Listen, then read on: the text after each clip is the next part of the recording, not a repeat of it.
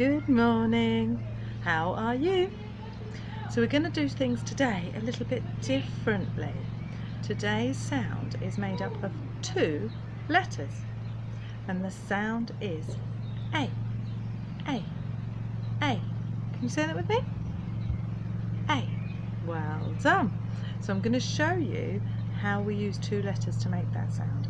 It's a sound that's often in the middle of a word, like train or rain.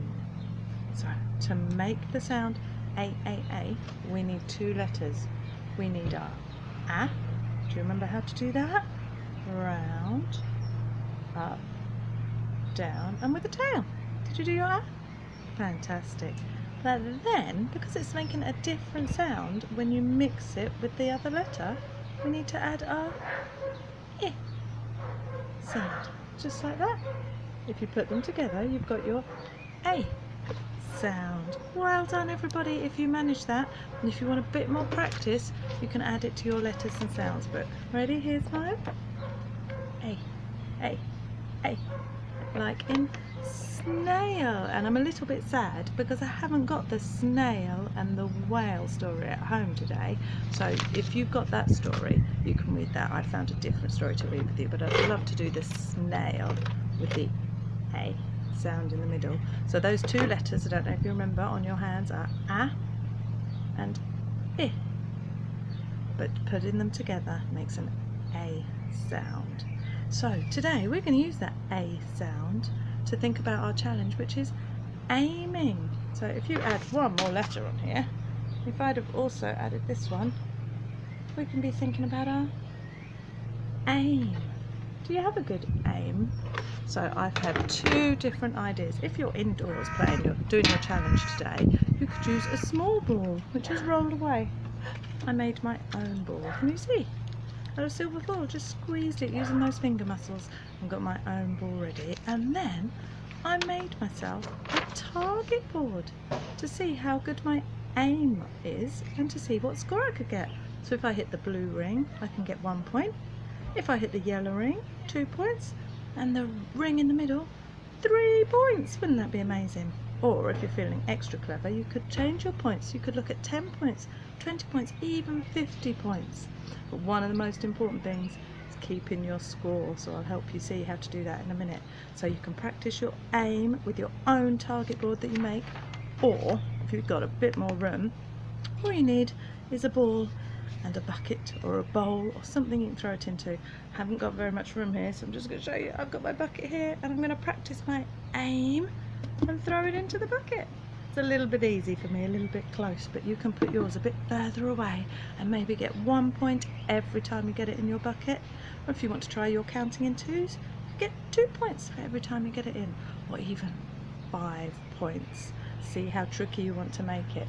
But when you've practiced your aim and you've thrown your balls into your bucket or at your target board, you need to keep score. So you can do your points with a line, you could do your points with a tick, or you can write the number every time you get your points. 2 points or 3 points.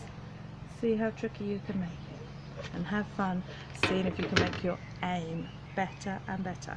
So before you go and work on today's challenge, I have got a story, and it is called Little Pip and the Rainbow Wish.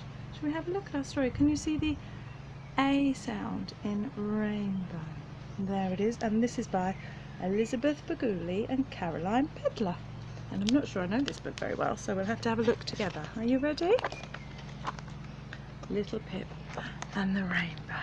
So, hidden away, small and wet, is Pip. There he is. Can you see Pip? Huddled beneath a hedge. While out in the open, Millie and Spike played Dodge the Raindrop. There they are, and puddle splashing. Pip wanted to join in, but he was such a shy little mouse that he couldn't think of a way to ask. I bet you could have helped him think of some ways to ask, couldn't you? Pip watched as Spike gave Millie a dandelion clock. Together they wiggled and whooped around it.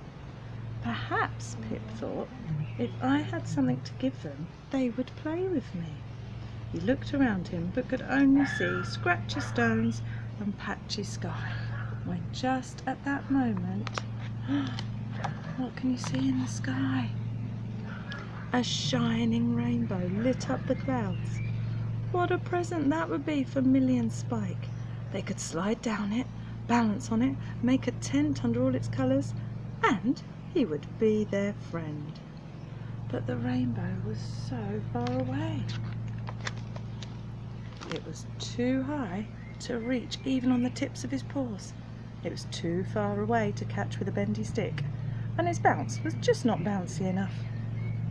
No matter what he tried, the rainbow was very, very up, and Pip was very, very down. Poor Pip. "What are you doing?" asked Millie, who'd stopped playing to watch. Pip's tail blushed to its very tip. "I wanted to catch the rainbow," said Spike. "That's brilliant. We'll help." Spike clambered onto Millie's shoulders. "Come on, Pip," he called. "We need you." And he swung Pip right to the top of the mouse tower. The tower was sky high, but then Pip began to wobble. The tower began to sway. What do you think's going to happen? And they all fell into a jumbly mouse heap. "We could just wish for the rainbow," Pip said quietly. "Good idea," said Spike, and together they squeezed their wish into the sky. But the rainbow stayed just where it was. Then Millie picked up the dandelion clock. "Someone could fly to the rainbow," she said. "Who's the lightest?" "Me, me!" cried Pip, suddenly not feeling shy at all. Millie and Spike pulled Pip along until the wind scooped him up so high that he could almost touch the rainbow. Do you think he's going to get it? He reached out his paws, but the seeds began to fall from the dandelion clock, one by one, and Pip sank slowly back to earth. "I didn't catch the rainbow," said Pip sadly. "You were very brave," said Millie, giving him a big hug. "We'll just try to think of another way," said Spike. But at that very moment the rain dripped to a stop, and the rainbow melted away and was gone. "Don't go," begged Pip. "Please don't go." "Don't worry," Spike said. "There'll be another rainbow." "But I needed it," sniffed Pip, "to give it to you and Millie so that you would be my friends." "But we are your friends," said Millie. "Who needs presents anyway?" said Spike. And then they raced off all together, hopping and splashing from puddle to puddle, until the night sky burst into a brilliant sparkling of stars. You don't think they're going to try and catch a star now as well, do you? What a lovely story and a way to remember. But we don't need to give presents and things to make friends. We just need to be kind and play together. Have a lovely day. Enjoy that challenge. See how good your aim gets by the end of the day. And we'll see you tomorrow. Bye.